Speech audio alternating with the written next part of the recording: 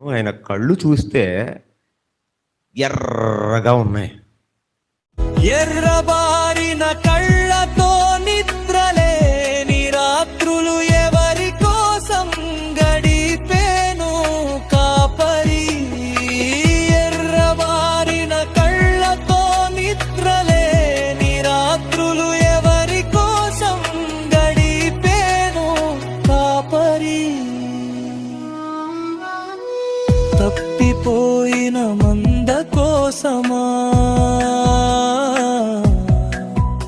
ఈ దారి తప్పిన మనిషి కోసమా,